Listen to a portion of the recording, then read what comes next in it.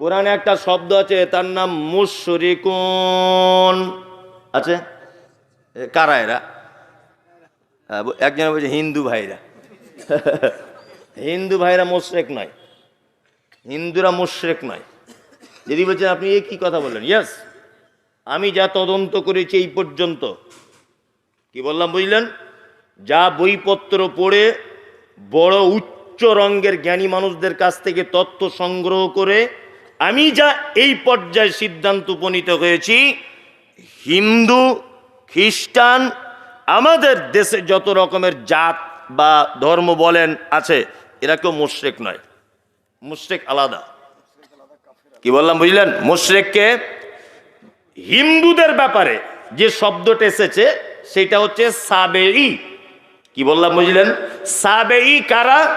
সাবেঈ হচ্ছে তারা যারা আল্লাহকে এক বলে জানে, বিশ্বাস করুক না করুক আলাদা, এক বলে জানে, তারপরেও আলাদা আলাদা ডিপার্টমেন্টের আলাদা আলাদা ভগবানের ক্ষমতা আছে এইটাকে বিশ্বাস করে, এর নাম সাবেঈ। এবার আপনাকে বলছি, একটা হিন্দু কাকাকে জিজ্ঞাসা করুন, কাকা এত ঠান্ডায় থাকা যাচ্ছে না, ও একটা কথাই বলবে, উপরওয়ালা দিলে আর কি করা যাবে। তার মানে ও জানে উপরে একজন আছে। জানে না? জানে, ও জানে উপরে একজন আছে। তারপরেও দেখবেন ওর বেটাকে বলছে, স্কুলে যখন পড়ছিস সরস্বতী মায়ের পুজো ভালো করে করবি। কারণ হিন্দু ভাইদের একটা দাবি যে সরস্বতী হচ্ছে বিদ্যার দেবী। হ্যাঁ, ভালো করে বুঝবেন। লোহা লাক্কুরের যারা ব্যবসা করে তারা কি করে? বিশ্বকর্মার পূজা করে। তার মানে তারা জানে লোহা লাক্কুরের ডিপার্টমেন্টে বিশ্বকর্মা হচ্ছে আল্লাহ, মানে ওই ডিপার্টমেন্টের আল্লাহ বিশ্বকর্মা বা খোদা বা প্রভু। ও তিন নম্বরে হচ্ছে দেখবেন যখন তারা পুকুরে স্নান করতে যায় সূর্যের সামনে এরকম করে, করে না? আসলে ঘটনা সূর্যের দিকে নয়।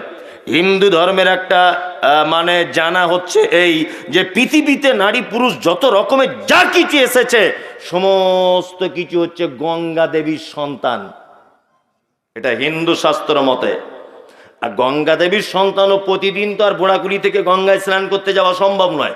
ওই জন্য মাঝে সাঝে পুকুরে গিয়ে বলে, মা গঙ্গা দেবী 45 বছর হয়ে গেল, আর 5 বছর সবাই বলছে বাঁচবো, তুমি 8-10 বছর বাড়িয়ে দাও, কারণ এই ডিপার্টমেন্টটা তোমার হাতে। ভালো করে বুঝবেন। এ কি? সাবেঈ। মুশরিক কে?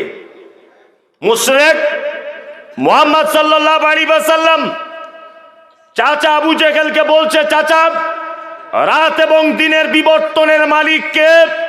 বলছে আল্লাহ। সুস্থতা ও সুস্থতার মালিক কে? আল্লাহ। রাত দিনের বিবর্তনের মালিক কে? আল্লাহ। তখন বলছে, চাচা তাহলে আল্লাহকে এক বলে মেনে নিতে অসুবিধা কোথায়? তখন বলছে, মোহাম্মদ বেশি বুঝো, তোমার আল্লাহ এক এটা আমি জানি, রাত দিনের পরিবর্তন আল্লাহ করে এটা আমি জানি, কাবার মালিক আল্লাহ এটা আমি সব কিছুই জানি, কিন্তু আল্লাহকে ডাইরেক্ট পাওয়া যাবে না। এই কাবার ভিতরে 360টা দেবদেবী পাথরের তৈরি করা, এদের মাধ্যমে তোমার আল্লাহকে ডাকা লাগবে, ডাইরেক্ট পৌঁছানো যাবে না। ওই জন্য আমি এটা দায়িত্বহীন ভাষাতে বলছি, হিন্দু খ্রিস্টান হাঁড়ি চুয়ার চামার বাগ্যি ছুতর মেতর যত রকমের কাস্টের মানুষ ভারতবর্ষের মাটিতে বসবাস করে, এরা মুশরিক নয়। মুশরিক আমাদের ভিতরে রয়েছে যারা আল্লাহকে এক বলে বিশ্বাস করে, আল্লাহর ক্ষমতা সব কিছু বিশ্বাস করে, তারপরেও যাদের বিশ্বাস পীর সাহেব ছাড়া আল্লাহকে ধরা যায় না, এ হচ্ছে মুশরিক। কি বললাম বুঝলেন? এ কি? এ মুশরিক।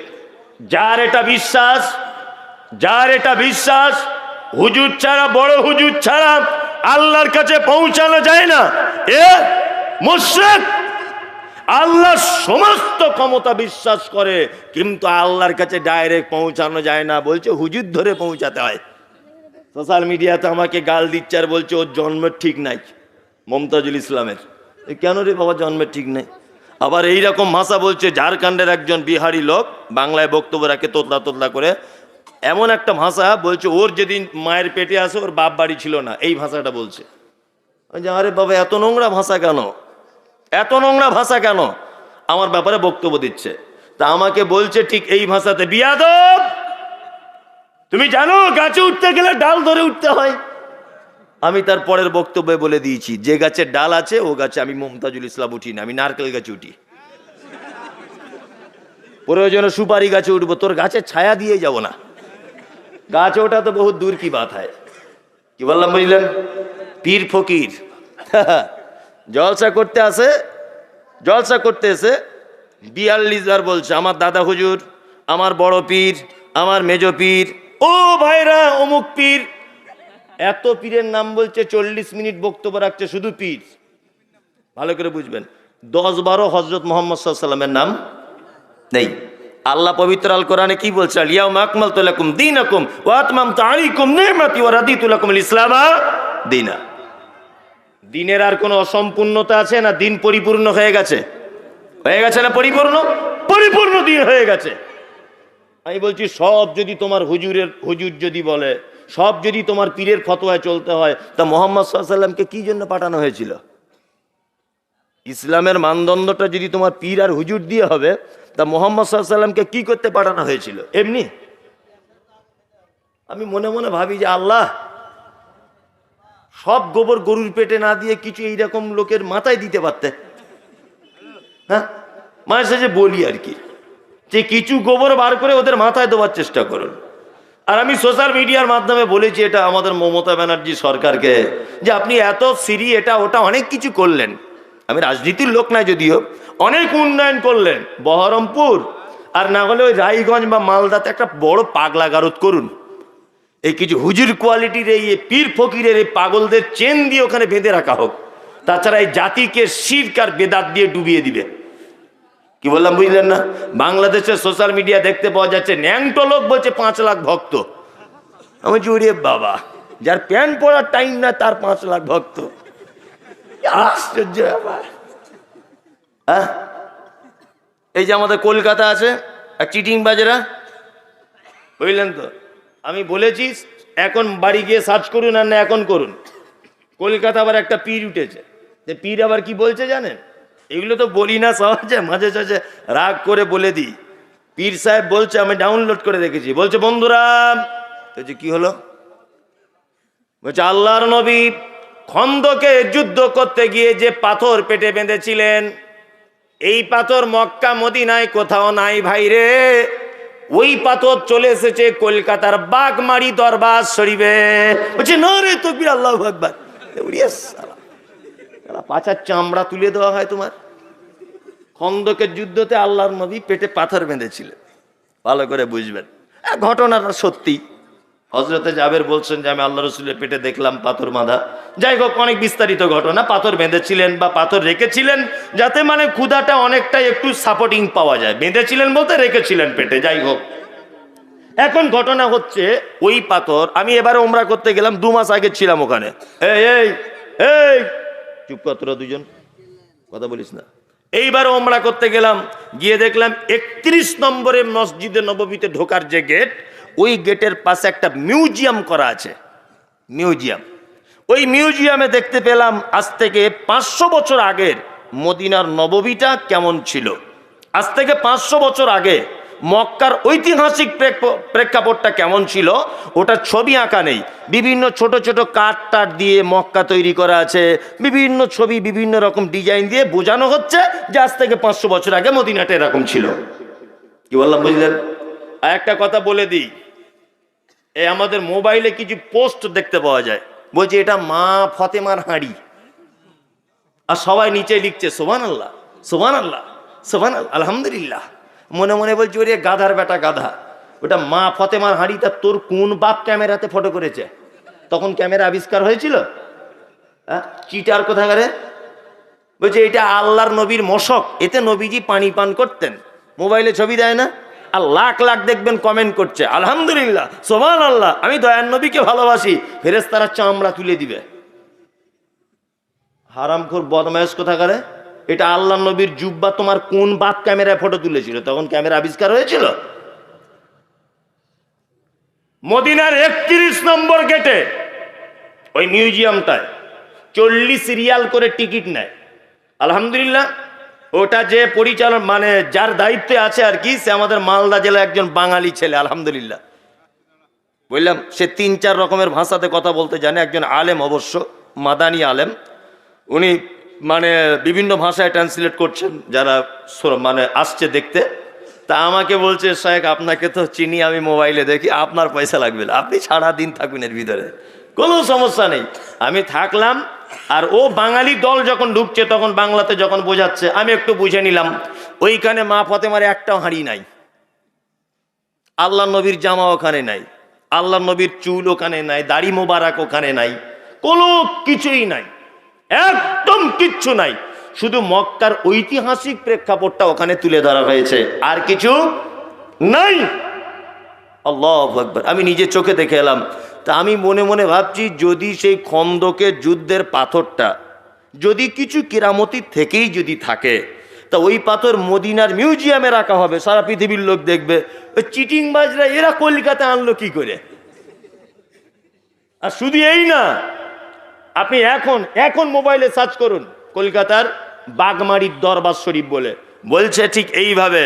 বয়স্ক পিত্ত বাবারা, তোমরা যদি কেউ একদিনে 7 বার এই পাথরের চারিদিকে যদি ঘুরতে পারো, তাহলে চৈত্র মাসে যেমন গাছের পাতা ঝরে ঝরে ঝরে ঝরে পড়ে, গাছের পাতা যেমন ঝরে ঝরে ঝরে ঝরে পড়ে, ঠিক তেমন তোমাদের সারা জীবনের গুনাহগুলো ঝরে ঝরে ঝরে ঝরে পড়ে যাবে। বলছে না রে তাকবীর, আল্লাহু আকবার। চি চি চি চি চি, এ পাক্কা চিটার, সব মুশরিকরা। একই মুশরিক। যদি বলছেন আপনি এত বড় সার্টিফিকেট দিলেন, হ্যাঁ সার্টিফিকেট দেবো না মানে? একটা কথা বলে যাচ্ছি, শুনে রেখে দেন। ওয়াতাসিমু বিহাবলিল্লাহি জামিআন ওয়া লা তাফাররাকু। এই কথাটা সোশ্যাল মিডিয়াতে অনেক কড়াকড়ি হতে পারে, আমার এই কথাটা অনেক জনের কাছে আপত্তিকর হতে পারে, কিন্তু আমি যাই পর্যন্ত বুঝছি, আল্লাহ সুবহানাহু ওয়া তাআলা তিনি বলছেন, ওয়াতাসিমু বিহাবলিল্লাহি জামিআন ওয়া লা তাফাররাকু। তোমরা আল্লাহর দ্বীনকে, রশ্মিটাকে মজবুত করে একতাবদ্ধভাবে ধরো, তোমরা বিচ্ছিন্ন হয়ে যেও না। বলুন তো, আল্লাহ বলেছে একতাবদ্ধভাবে আমার রশিটাকে মজবুত করে, অর্থাৎ রশি বলতে আমার কোরআন আর মুহাম্মদ সাল্লাল্লাহু আলাইহি ওয়াসাল্লামের সুন্নাত, এক কথা আমার দ্বীনকে মজবুত করে তোমরা ধরে রাখো, তোমরা বিচ্ছিন্নবাদী হয়ে যেও না। হানাফি, সাফি, মালিকি, হাম্বলি, দেওবন্দি, জামাত ইসলামী, পাথরচাপড়ি, আজমিরি, কাশ্মীরি, তবলিগি, ফারাইজি, ভুটিয়া শরীফ, আজমিরি, কাশ্মীরি, অনেক দল আছে না? আছে না নেই? তাহলে এত দলে বিভক্ত, অথচ আল্লাহ বলছে তোমরা একতাবদ্ধ হও। এই আয়াতের ব্যাখ্যা আলেম ওলামারা কি করবে? কি আলেম ওলামাদের ব্যাখ্যা কি? আমি একটা ছোট্ট কথা বলে দিচ্ছি, শুনে রেখে দেন। এখানে একতাবদ্ধ হবে তাওহীদের পক্ষে যারা, তাওহীদের উপরে যারা অটুট, এদের সঙ্গে একতাবদ্ধ থাকতে হবে। তাওহীদকে বাদ দিয়ে যারা আল্লাহকে অপমান করে, এদের সঙ্গে একতাবদ্ধ হওয়ার কোনো প্রশ্ন ওঠে না। তাওহীদ মানে আল্লাহ এক, সমস্ত ক্ষমতা মালিককে আল্লাহ, রুজি রুটি, ব্যবসা বাণিজ্য, পড়াশুনো, সুস্থতা অসুস্থতা, সবকিছু মালিক আল্লাহ।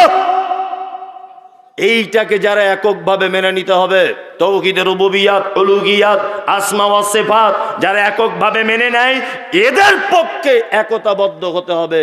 আর যারা এই তাওহীদের রুবুবিয়াত, উলুহিয়াত, আসমা ওয়া সিফাত এগুলোকে বাদ দিয়ে যারা পীর ফকির নিয়ে ব্যস্ত, এদেরকে মুসলিম বলা মানে ঠিক নয়, এরা মুসলিম নয়। ওদের সঙ্গে কোনো রকমের আমাদের একতাবদ্ধ হবার প্রয়োজন নেই। কি বললাম বুঝলেন? একদম তাওহীদের পক্ষে যারা, তাদের সঙ্গে একতা। আল্লাহ সুবহানাহু ওয়া তাআলা মুহাম্মদ সাল্লাল্লাহু আলাইহি ওয়াসাল্লামকে তিনি বলছেন, আদুলাউ তুদহিনু ফায়ুদহিনুন। সূরা আল কলাম আল্লাহ তাআলা বলছেন, মুহাম্মদ সাল্লাল্লাহু আলাইহি ওয়াসাল্লাম আপনি যদি একটু নরম হয়ে যান, তাহলে তারা আপনার সঙ্গে আর খারাপ ব্যবহার করবে না, আপনি একটু নরম হয়ে যান। তার মানে 360টা দেবদেবী, এদের ব্যাপারে আপনি বলুন যে তোমাদের গুলোও ভালো, আমার আল্লাহও ভালো, তোমরা পুজো করো, আমি আল্লাহকে ডাকি। এই জায়গাতে একভাবে হবে না, তারা মিথ্যা, এটা আপনি ব্যর্থহীন ভাষায় বলুন। মুহাম্মদ সাল্লাল্লাহু আলাইহি ওয়াসাল্লাম যখনই বলতে গেছেন, তখন আবু বকরকে নিয়ে পালাতে হয়েছে কোথায়, চলে যেতে হয়েছে কোথায়? মদিনাতে। তাওহীদের পক্ষে একতাবদ্ধ হতে হবে। মুশরিক এরা কত খাতারনাক। এইবার আল্লাহ সুবহানাহু ওয়া তাআলা অত্তর আয়াতের 113 নম্বর আয়াতে আল্লাহ সুবহানাহু ওয়া তাআলা পবিত্র আল কোরআনে বলছেন, মা কানা লিন নাবিয়্যি ওয়াল্লাযীনা আমানু আন ইস্তাগফিরু লিল মুশরিকিন। কোন নবী এবং ইমানদারদের জন্য এটা উচিত নয় যে মুশরিকদের জন্য ক্ষমা প্রার্থনা করে। তার মানে নবী শুধু যদি আল্লাহ এখানে নবী শব্দ ব্যবহার করতেন তাহলে নবীদের ব্যাপারটা হয়তো খাস করে দেওয়া হতো। আল্লাহ সুবহানাহু ওয়া তাআলা এখানে শব্দ ব্যবহার করছেন মা কানা লিন্নাবিয়্যি ওয়াল্লাযীনা আমানু। কোন নবী এবং ইমামদারদের জন্য এটা উচিত নয় যে মুশরিকদের জন্য ক্ষমা প্রার্থনা করে। এই আমরা পীর ফকিরদের কাছে অনেক মুসলমান আছে দোয়া চাইতে যাই না? যাই তো, যাই।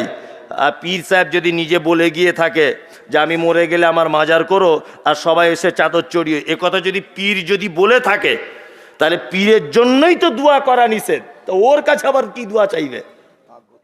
কি আশ্চর্য ব্যাপার! ওর জন্যই তো দোয়া করা নিষেধ, তো ওর কাছে আবার কি দোয়া চাইবো আমি? আল্লাহ সুবহানাহু ওয়া তাআলা তারপরে আর একটা শব্দ ব্যবহার করছে। এই শব্দ দ্বারাতে আমি কোনো ফতোয়া দেওয়ার মতো ক্ষমতা রাখি না, তবে আমি চিন্তা ভাবনা গবেষণা অনেক তাফসীর পড়ে এই পর্যন্ত যা বুঝেছি আল্লাহ তারপরে শব্দ ব্যবহার করছে। দেখুন আল্লাহ তাআলা বলছেন অলাউ কানু উলি কুরবা।